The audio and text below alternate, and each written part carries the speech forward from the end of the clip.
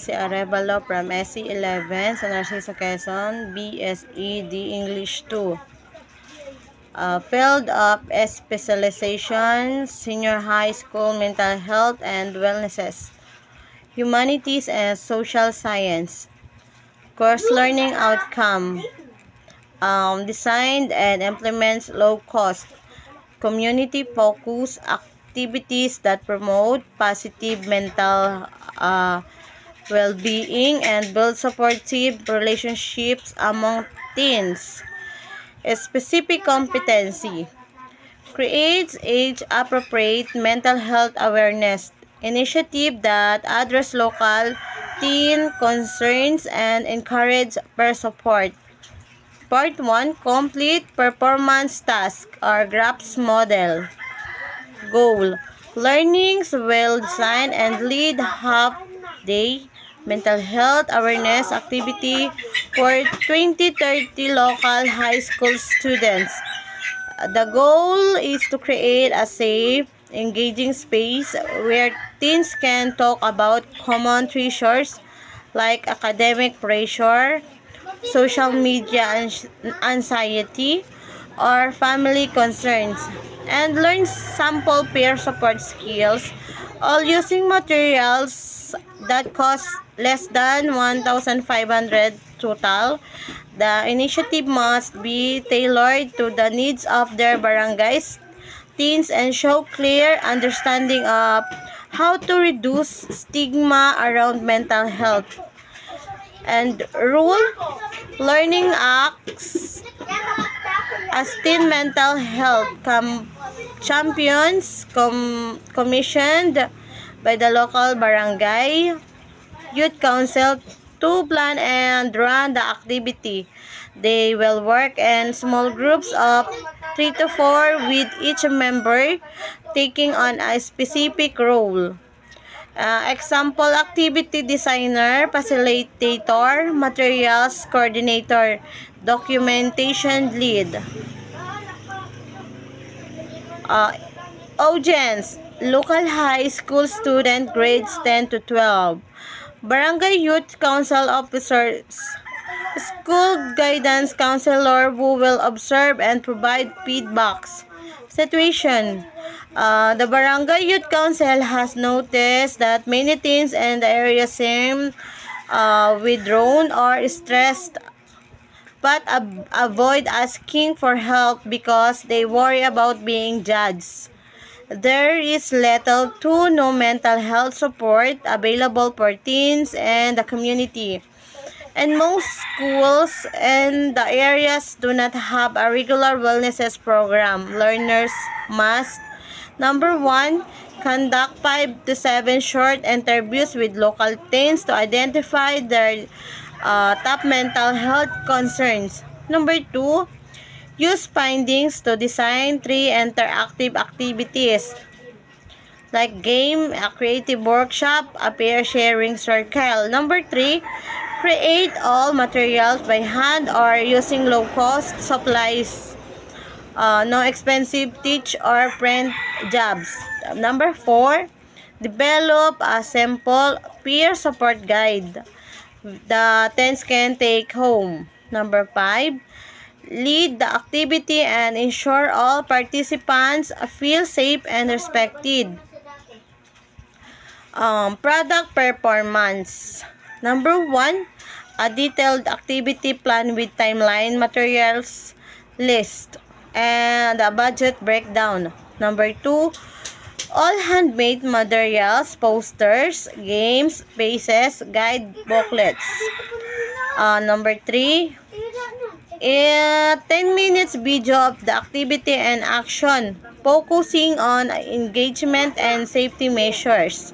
Number 4, a reflection report that connects their initiative to local teens' needs and mental health best practice. Number 5, a live 5 minutes presentation for evaluators explaining how their work addressing the CLO and competency.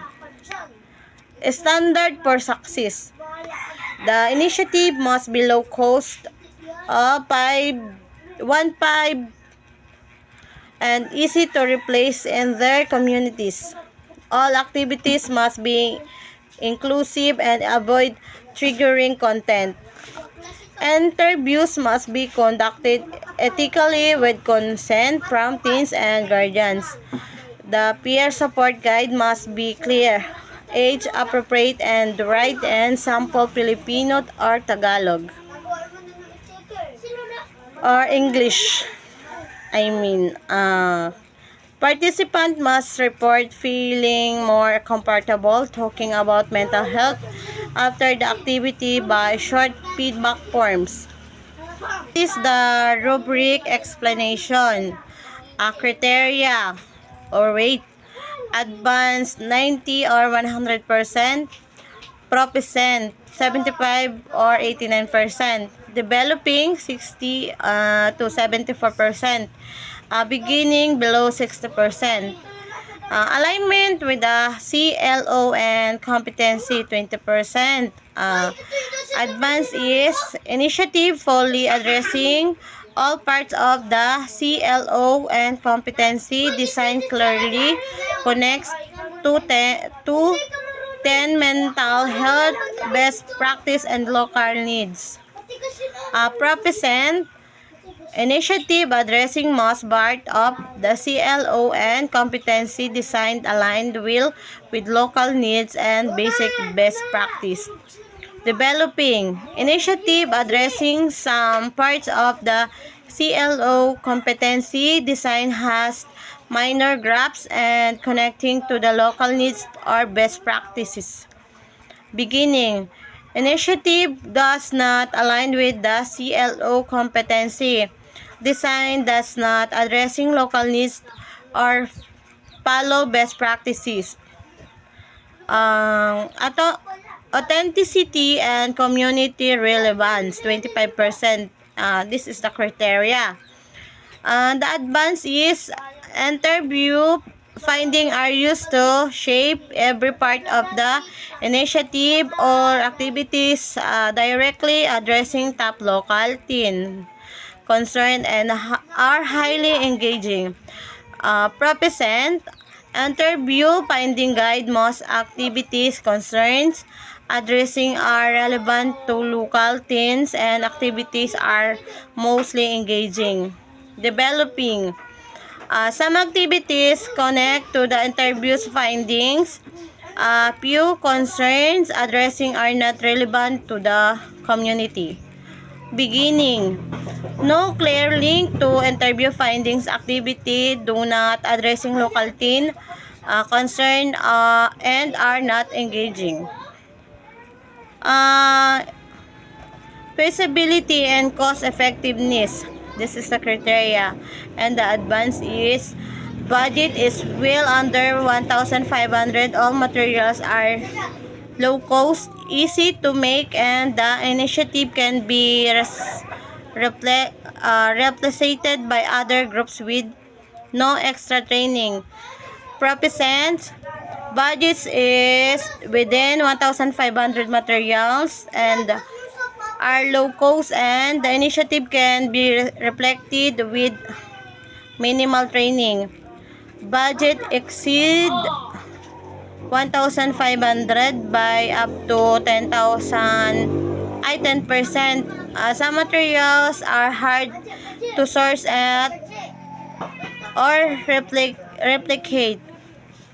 Beginning budget exceeds 1,500 by more than 10%. Materials are expensive or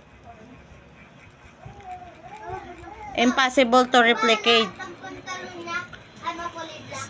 Safety and inclusivity 20%. This is the criteria, and the advance is strictly safety measures are in place.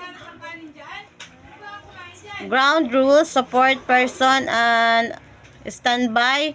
All activities are inclusive of their diverse backgrounds and avoid triggering content. Proficient. Good safety measures are in place. Most activities are inclusive, and have minimal risk of triggering content. Developing basic safety measures are present but incomplete. Some activities may exclude certain groups or have minor triggering elements.